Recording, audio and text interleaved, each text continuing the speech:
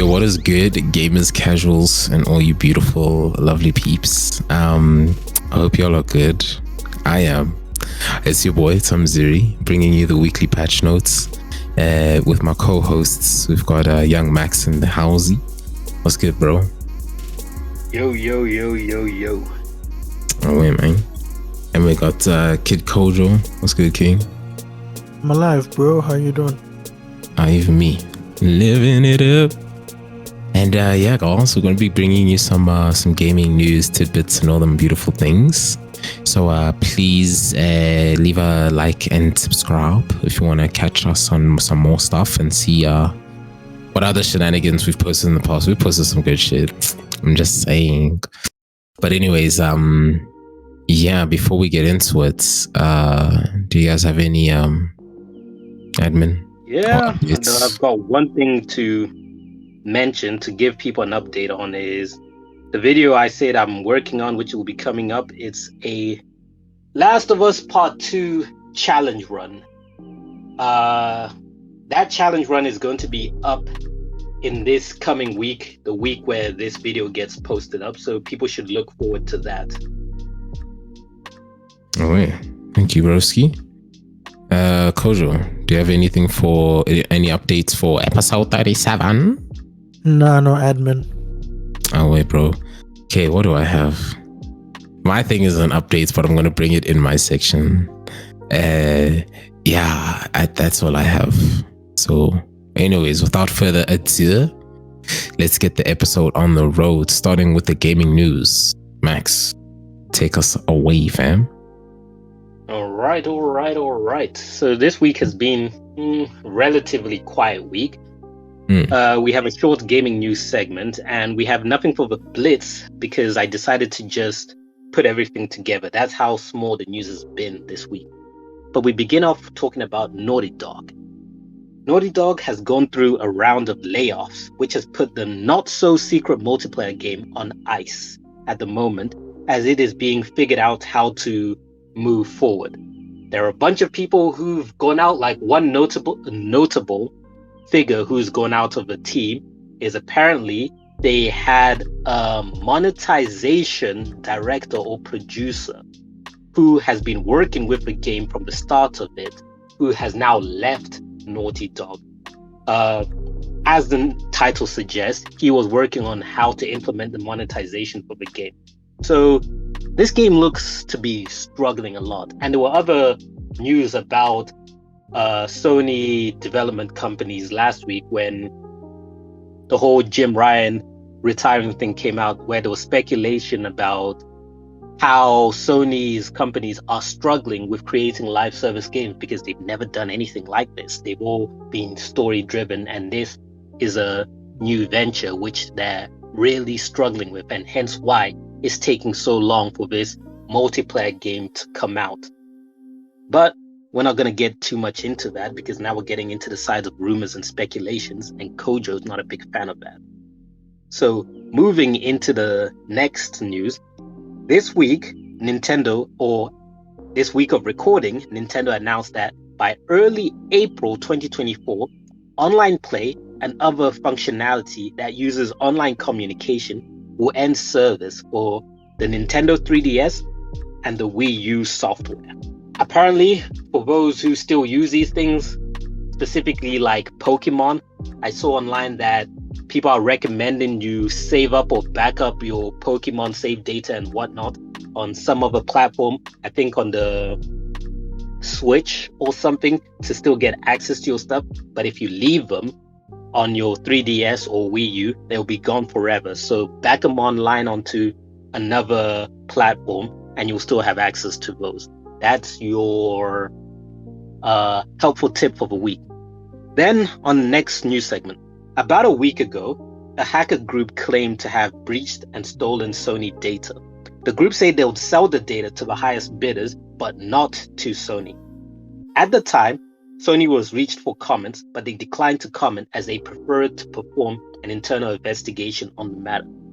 As this went along, people were wondering if this was a repeat of that PSN fiasco breach way back in 2011 during the PS3 era. I don't know how many people were cognitive of that time. 2011 was well over 10 years ago. So some of you all were probably babies, but I remember it vividly since I'm an old man.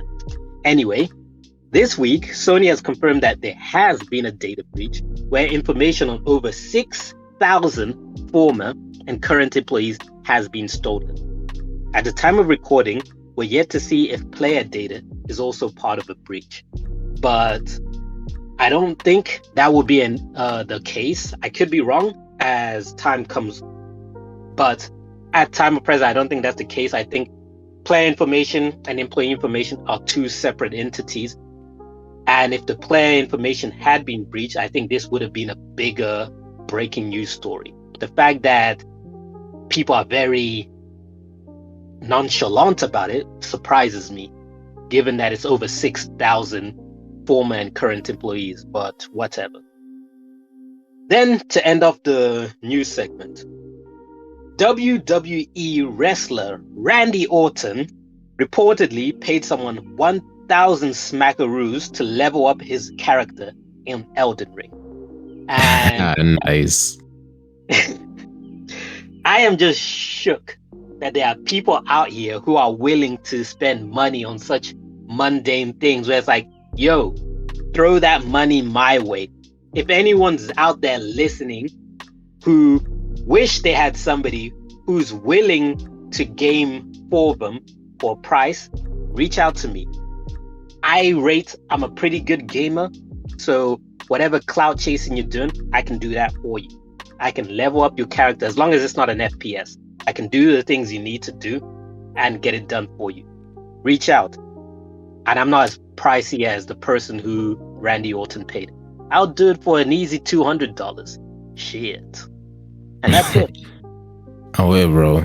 Yeah, but for those of you interested in that, hit me up on P-Link. I'll put the link in the description. Yeah, you can actually get paid to level up.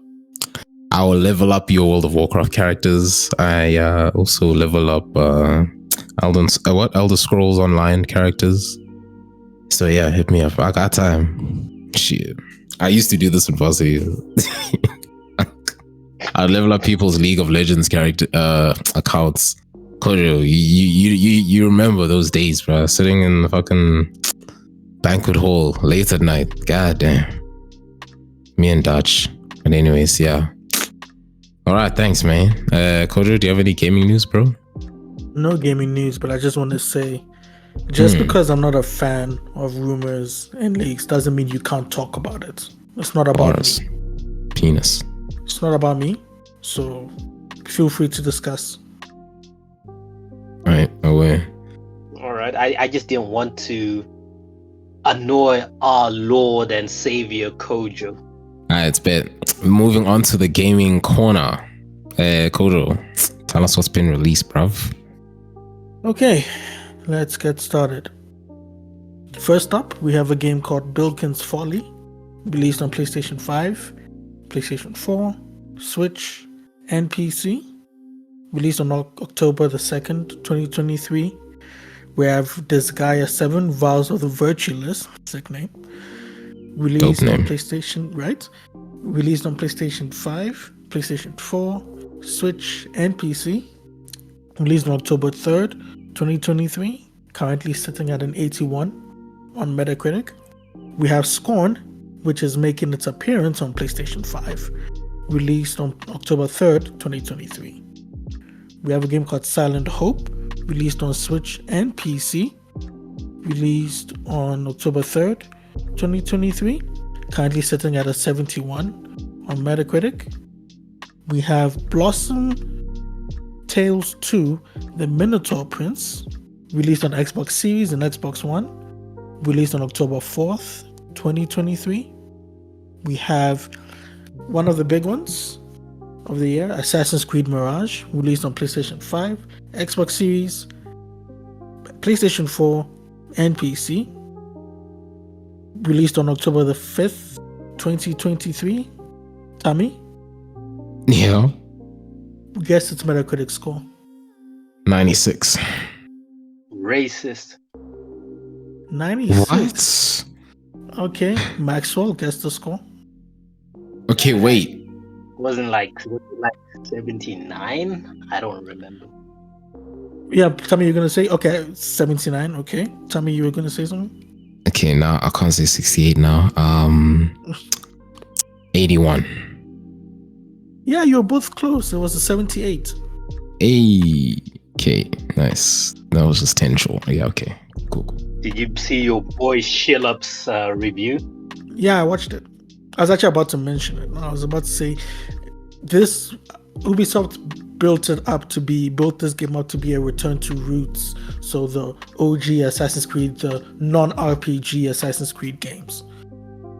But a lot of people like Skill Up and a bunch of others felt that it wasn't the way forward, or it missed the mark. But a bunch of other people liked it. I mean, it has a 78 on Metacritic, and yeah. So I think I don't know. I haven't played the game. I've been watching a few Let's Plays here and there. But how's the monetization on it?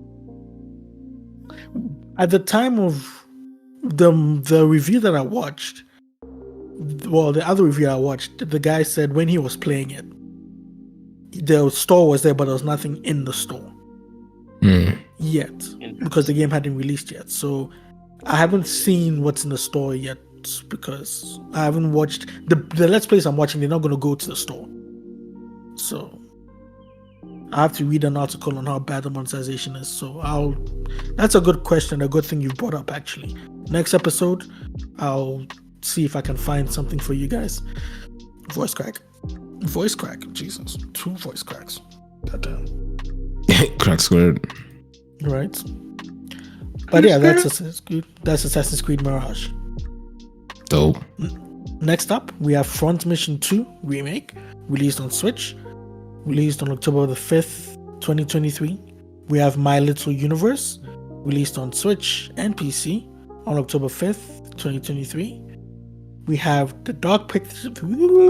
Jesus. We have the Dark Pictures anthology, Little Hope, making its appearance on the Switch, released on October 5th, 2023. We have Wargroove 2, released on Switch and PC, released on October 5th, 2023, currently sitting at an 82 on Metacritic. We have Borderlands 3, making its appearance on Switch, released on October 6th, 2023. We have Detective Pikachu Returns, released on Switch on October 6th, 2023, currently sitting at a 68 on Metacritic. And finally, we have NHL 24, released on PlayStation 5, Xbox Series, PlayStation 4, and Xbox One, released on October the 6th, 2023. But anyway, yes, that's the Gaming Corner and the Jesus Christ. That's the bundles. Weekly releases and the Gaming Corner done. Oh, wait. Thanks, bro. All right. Moving on. I don't have much on my side. So we have reached the middle section of the episode, you guys. Oh my God. If you're liking it so far, please show us that love by leaving a like, subscribing for more, and keep sharing it to your loved ones. Okay, so moving on to the content creator side, we have another update on the Logan Paul Dillon Danis for claiming he would pull out of the fight. So earlier this week, last weekend? Yeah, I think it was like last weekend or earlier. I don't know. I think it was earlier this week. Anyways, the point I'm trying to make is Dillon Danis was then saying, okay, he's going to call me. Wait. Let me find the tweet real quick. Hold on. Let me find the tweet real quick. Like, you're going to laugh at this shit. Okay, Logan bragging about lawsuits again. He isn't built for the fight game. This pussy don't deserve me. I'm out. Right? So then, when I saw this, I was like, oh shit, okay, what? That's crazy. So everyone was like, responding and saying some shit. And then, someone even wrote and commented saying, I wanted to see this guy knock Logan Paul's lights out. Holy shit, this dude's a chump, after that tweet. So shame. Like, it's, she was getting real. But anyways, you already know your boy Logan wanted to say some shit. So, by slamming him, basically, again, for those who don't know, the fight is going to take place on the 14th of October. So Dillon Danis then taking out to social media saying, he out. A lot of people like calling him names, you know, saying he ain't shit. People reminding him of like, look, dog, you leaving this fight, I mean, you're gonna face the shit that you're gonna face, but like, come on, bro. Like at that point, almost no other person is going to work with you, you know, because you look weak or some shit. You put yourself in this fire and the world's been watching. So then Logan Paul resonates the same, saying like, look, don't let Dillon fool you. He knows that pulling out would guarantee no fighter, no fight organization or legit brand will ever work with him because he's an unreliable liar. Not to mention the embarrassment of pussing out against me. I'm going to break this predator mentality. So yeah, interesting shit. But yeah. Have you seen his latest claim that he has a secret injury? Yeah. It's always something, dog. It's always something. His broken wrist. Of course. Fucking masturbating too much. I'm a croomer. You what? To that video that got. Yeah, of Nina Agdal. Yeah. It's fucked. God damn. Doesn't that border on what is that called? Defamation? Oh, absolutely. That's why she's suing, dog. No, what we're saying. Oh, I don't know. Good thing nobody listens. Freedom of speech. But anyways, yeah, that's all I have on content creation. Kojo, your side? No, nothing caught my interest this week. Max? Nah. Hey. Nothing of interest popped up in relation to gaming. Well, in the interest of nothing came to interest, I don't have any esports. Kojo? I have one thing. Hey, okay, hit us up.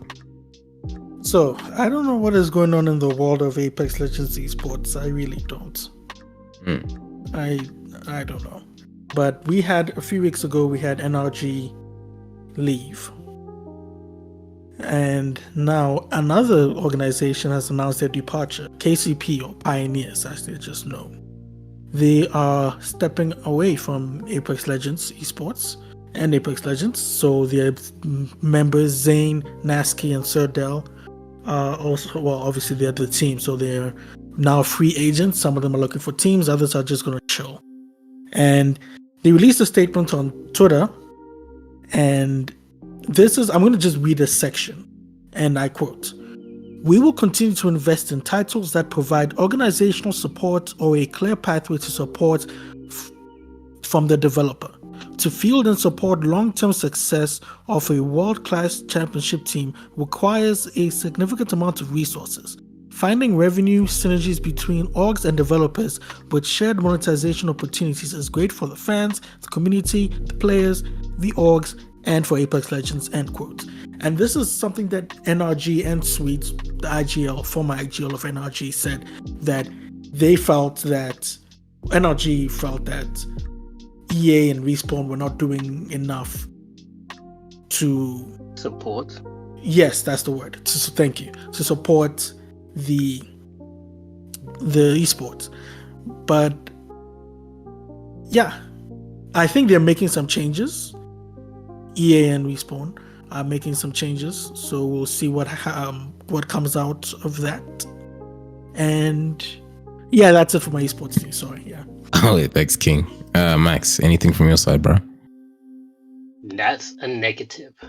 Hey, damn. Okay, there's no news blitz, but is there a discussion?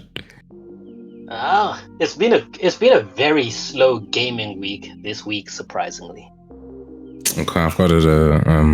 It's not really a discussion, but just you guys let me know what your opinions are. So, I was chatting with my roommate. He kind of messed up a certain questing path in Elden Ring, one that you could easily have avoided, you know. But it's one of those things he doesn't like to look at guides and anything and all this and this. Now, I am a strong admirer of games that have like a linear path. Like, you know what to do from point A to B to C to E, you know, all that type of shit. But Elden Ring, dog, you don't even get a quest log. In the Dark Souls trilogy, you got quest logs. You knew what you had to do. You know what I'm saying? But Elden Ring, there's just so much freedom. So I want to know with you niggas and why. I want to know, do you guys like linear games or games where you literally have the freedom to do whatever the hell you want or when you want, how you want, regardless if the game punishes you for it? I would say I prefer a mix of both. It depends what mood I'm in. I'll play either one. Normally, I default to open world games, but I like linear and open adventure, depending. It varies. Because a good example I can give right now is with a challenge run I'm doing with The Last of Us. I've also started the next challenge run, because right now with The Last of Us I'm doing editing. So the other game I'm playing after this current challenge run, the next challenge I'm doing, is more open worldish. And when I was playing Last of Us and doing the challenge, I felt the linearity of it was very mundane and it felt like a chore to go through things. But now I'm doing this more open game. Not only have I forgotten the controls and it is very topsy-turvy and all over the place, but also being able to go to any marker I want. Considering I'm doing a challenge, I'm trying to be efficient. I'm not trying to play the entire game. I'm trying to focus on the main focus of the game. Yeah. So with The Last of Us, it was a simple thing of I didn't ever need to worry about getting distracted and going to the wrong place. The only thing I needed to worry about with The Last of Us were getting key items. But the game's not wide enough to allow me to deviate too much off. This other game is wide enough for me to deviate to the wrong places. I'm not saying what the game is because I don't want to reveal to people what the next challenge run is going to be. If the Last of Us challenge run does well, this new challenge run, I'll reveal it. If the Last of Us challenge run doesn't do well, I won't mention this challenge run ever again. But with this other challenge run, dude, the openness is getting on my nerves because I'm just like, bruh, I'm trying to finish this game as efficiently, as quickly as possible, and doing extra shit is not part of the agenda. So I think it comes down to when the game is new to me, I think that's where I like open world. Because that freedom of exploring, discovering things and all of that stuff is exciting, it's exhilarating. But the minute I'm familiar with a game, and then it's open world and there's so much different things to do at different times, I'm just like, bruh, do I really want to go out of my way to get item blah blah blah? Do I really want to go out of my way to activate blah blah blah? Like it's a chore when you're familiar with the game. But when it's new, that's a whole different matter. Because even if I think about the Final Fantasies, in as much as I enjoy them, part of the reason why I never go back to them, like when I was younger, I would play those games on repeat. I know them like the back of my hand. I love going on YouTube and watching challenge runs and videos on Final Fantasy because this adds new breath, new life to the games. But in as much as I enjoy watching those things, I'm like, man, that would be cool to do. I am not going to play those games because I'm thinking about all of the stuff that I have to do. And I'm like, nah, it feels like a chore. So again, I'll reemphasize. I guess I like linearity when I'm familiar with a game and I'm just playing it I'm replaying it. I already played the game before. I know what needs to be done. So the linearity of things really helps. But I like open world when it's new and I have the freedom to explore and take my time. So I'll put it that way. I enjoy both, but they each are on a certain condition. All right. Kojo? I like both experiences. But there are different types of open world games. There are open world games like your GTAs, your typical your GTAs, your Red Deads, those type of games where Zelda. Breath of the Wild and Tears of the Kingdom, they're open world. Yeah, but I was going with a specific direction here. I've never played those games. Do those games have quest logs? Like GTA? Yeah. Yeah, GTA does. What do you mean quest logs? Like a quest tracker. Like a quest, like of- you open up your journal and it says quest A, do this, quest Yeah, B, do that. GTA had the alphabet on the map. Yeah, GTA doesn't have a quest. I haven't played Tears of the Kingdom, but Breath of the Wild, if it did exist, I was not aware of it because that game, I just went out into the world and did whatever I want. I think, you see, the quest log thing, Kojo, I only use that if I play a game, leave it alone, and then come back to it weeks or months later and I don't remember what I was doing, and then I need a reminder of, I was in the middle of this. That's when I'll use those. But otherwise, in normal playthrough, I don't touch those things. I'm not even aware of their existence. There are certain open world games, like your Ghost of Tsushimas, that have your Spider-Mans that have quest logs. You open up your journal, you open up your Witcher 3, got a brilliant example. You open up your quest log and it tells you, go here, do this. It tells you the name of the quest, go do that, whatever. But there are other games that... Yes. Huh. Interesting. Then there are other games. Now you're making me double question myself. But I'm pretty sure. No, I remember I just say that I never noticed those things. I just play. Nah, it did. I know it did. But anyway. So yes, then you have other games like Tommy mentioned with Elden Ring. Elden Ring doesn't have the side quests to do. Well, I don't want to call them side quests, but they're side storylines to do. Actually, I don't want. Yeah, there's storylines to do in addition to your main golden path. But it doesn't say, there's no journal that says go do this, go do this, go do this.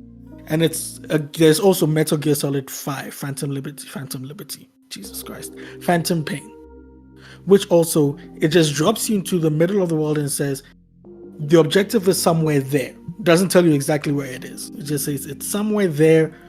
How you approach it is you can go in guns blazing, you can go in stealth, you can do whatever you want. Just get it done, and then we'll be happy. You know a game I know that had a quest log? What? Elder Scrolls.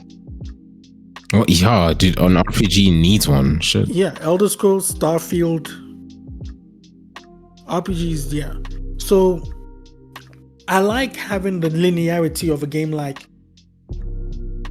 Uncharted, where there's no quest log. It's just a linear on rails, not on really on rails, but it's a very linear experience. Crash Bandicoot. Crash Bandicoot's, yeah, it is a linear experience as well. No quest log as well, true. Very true.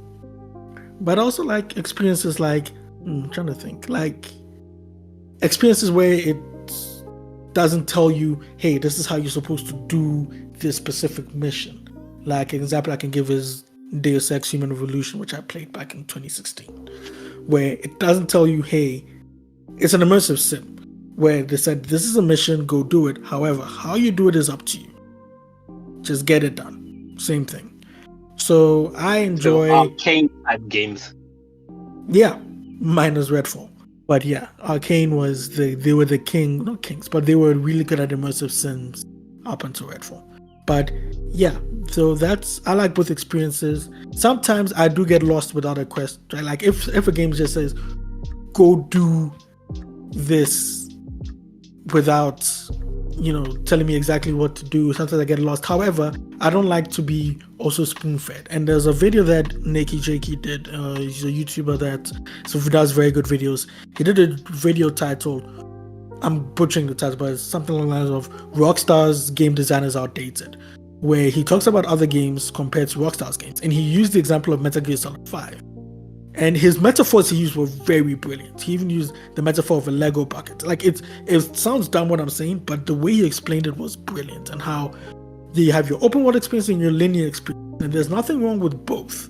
But the way you go about them is what makes or breaks the game.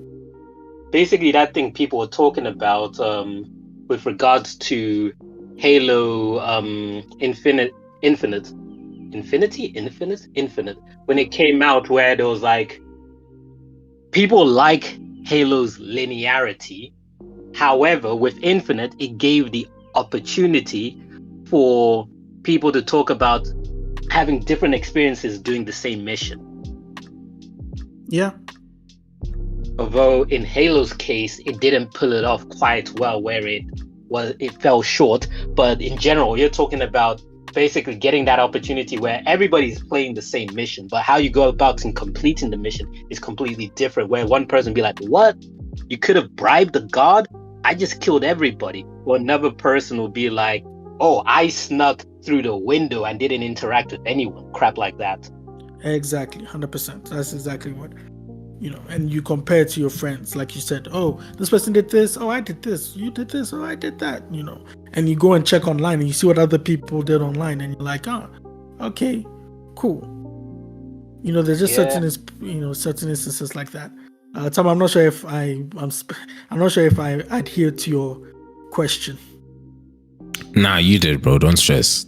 For me, the only thing is like with Elden Ring, right? My frustration is the fact that without a quest tracker, well, the quest tracker, I suppose, is your memory because quests are hidden in dialogue. Do you have a map marker? Yeah, you do. That's enough. That's good enough. Nah, fam, because when they tell you, you must help me. My brother is lost at Castle Morn, up above the cliff on the right side where the sun shines on the 4th hour. I'm not gonna. No, no. That quest will never get done. That's low key fun. If it's not too cryptic, it can be fun. But then when it's very cryptic, it turns out for me that ends up being either A, it's one of those things I'm like, I don't know what the hell you're talking about, and I don't care because I can't be bothered to figure it out. Or B, it's one of those things, I go to the place, try to figure it out, never figure it out. Then one day randomly, when I just happen to be at the location, the event happens by accident because I completely forgot about it. But I so happen to hit the right notes for the thing to activate without even realizing it. Yeah, but then it becomes a problem, Max, when one NPC that you saw a while ago is dead and you have no idea why. We need to come out and find, okay, for some people, they will never question why, not knowing the fact they just skipped like 3 hours of great content. That's me. Because I also have this philosophy when I play a game, if it's a new game, I first want to play without any guides, any knowledge or anything. And if I enjoy the game, I'll play it repetitively. After a while of understanding the game, I'll then start looking towards guides to have like a perfect experience of a game if I'm still playing the game. And also I'm talking about when I was a kid, I used to do this to a T. Now as an adult, I love one and done. I'll play a game once, I'll never touch it again. If there are missions and opportunities I missed, I'll be like, yeah, whatever. But what I used to like to do was have my own experience of a game, play it thoroughly to the point I have my knowledge of a game, then go online, find guides, follow the guides in having a perfect run, discover things I didn't know about or I may have knew about, but I didn't know to what extent how they work. Like, for example, when you find there's a move set or an item which is effective for a certain thing and you've known this, but you didn't know how effective the item can be. Like in RPGs, like let's say there's an item which can turn your enemies into a frog, and you find out later that this item can also work on a particular boss. Things like that. I'll find those out from a guide.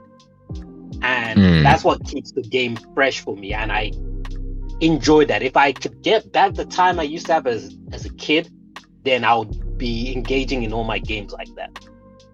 But that's not possible. So yeah, I'm that player where if I miss something, I'm not even going to fret over it unless it's something which is hitting me in the face and I can't ignore it. Like, for example, an example I can give is with Final Fantasy X. Some people will be familiar with what I'm saying, some people won't be. But for the people who are uninitiated, basically you have your skill tree on Final Fantasy X. It's called the Sphere Grid. First time I ever played that game, I played in a particular way where I was going across the grid in the wrong manner. As soon as I realized that I was going to cross the grid in the wrong manner, I decided to restart the game and start again. That's my fault with RPGs. I have this mania of if I see I was doing something wrong, I'm going to delete my save file and start again. Same thing happened with Skyrim, where I was playing Skyrim, several hours in, I think 30 or 40 hours in. I find out that you cannot get the best armor without being a, what is it called, a smith? Blacksmith. What's the full name? Blacksmith, that's the word. Without being a blacksmith, where you cannot, the only way you can get Daedric armor is being a blacksmith. You cannot find it in the world or some shit like that. Dude, I was upset. Deleted my file and started over and started putting points into blacksmithing. So for me, if it's something blatant and in my face where it's denying me certain things from the game and I'm very aware of it, I'll start again. But if it's something that can disappear in the background, I won't bother with it. Fair, but that's why I'm glad at least then Elden Ring has New Game Plus, so that what you could not do from the start, you can just do it again from scratch, but with your previous playthroughs stats. Yeah, I'm actually glad more games are beginning to embrace New Game Plus as opposed to starting over. Yeah, agreed. All right. Naughty Dog and then New Game Plus effing sucks because Naughty Dog, when you do New Game Plus, I did New Game Plus for the challenge. I did not realize New Game Plus is going to literally erase all of the things which I found. Like, you know, when you find stuff and they affect your post-game stuff, like in the menus and stuff like that.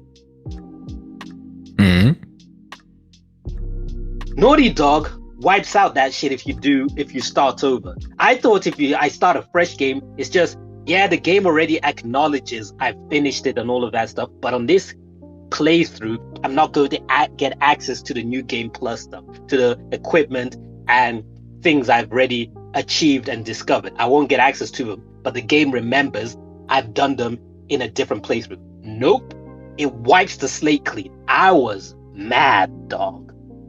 Like, I have to find all of the shit which I already found before. I'm like, oh my gosh, this is not what I signed up for. Like, you know those games where it gives you a new title screen after you finish it? Yeah. Naughty Dog, if you start a new game, it wipes out your title screen. I lost my completed title screen and got the default title screen of when you haven't played the game. I was pissed. Hi there, dog. Bro, not even Nia does that. Yeah, so that's what I'm saying. I love From Software games for that matter. I don't know, does Lies of P have New Game Plus since it's a Souls-like? Yes, it does. Okay, nice. See? Okay, I could be wrong, but I remember that the director or the producer, whoever he is, he was interviewed and he said you have to finish the game 3 times to get the true ending. So I assume from that it does have New Game Plus. It's interesting info. Okay. Thanks, bro. Thanks, Shins. Yeah, that was a dope discussion. I'm glad to see that, yeah, I'm not too crazy. By the way, guys, let us know what you think in the comments to those of you listening. Yeah, tell us why. Tell us what you pick, why. And yeah, let's have a conversation about it. But as we mentioned, there will be no news blitz from Max. I don't know, Kojo, do you have anything news blitzy? I don't. So here's the thing. Okay. I had something to go under the news section. Okay. Completely forgot about it. Well. However, since we have no news blitz, I'm going to put it here. Let's pretend this is news point 2.0. So, okay. There's a live action project that is being created of Cyberpunk 2077. Well, it's in that same universe of the game. Well, you guys get what I'm saying. And it is being developed by a media company called Anonymous Content, which made TV shows like True Detective and films like The Revenant. And CD Projekt Red are going to be working closely with Anonymous Content Studios, and they're going to be developing this live action project. We don't know whether it's a movie, we don't know whether it's a series. Or we know that it's a live action project. And not the last time, but if people remember, CD Projekt Red have done something similar where they teamed up with Japanese anime studio Trigger to create Cyberpunk Edge Runners, which was a runaway hit. It won Anime of the Year at the Crunchyroll Awards. Everybody loved it. I thought it was great. It was a pretty damn good show.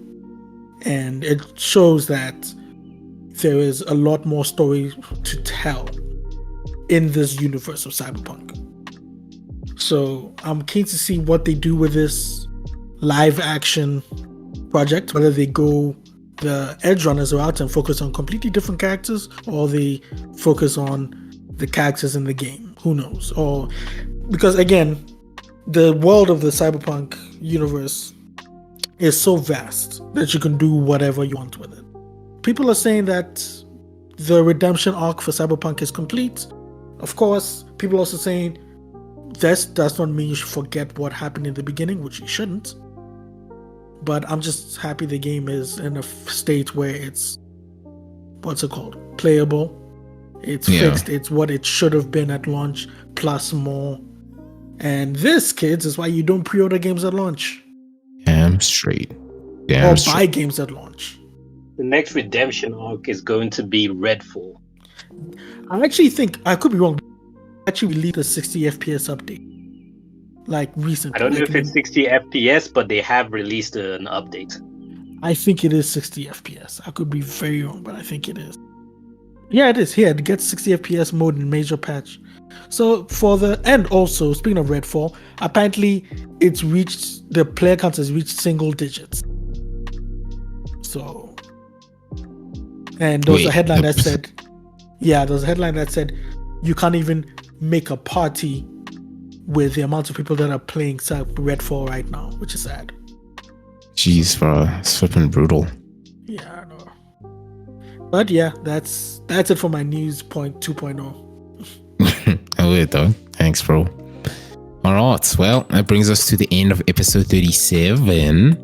I want to thank you guys for listening. Once again, if you enjoyed the show, please leave a like, subscribe, and follow for more. We release videos every week. So, tell your peeps, get ready for it. And it's been your boy Thamziri bringing you the weekly patch notes. And with me was Maxwell as well as Kid Kojo. And signing out. We'll check you guys next week with more gaming tidbits. So stay good, stay healthy, and get some sleep. Gosh, cheers all. Peace.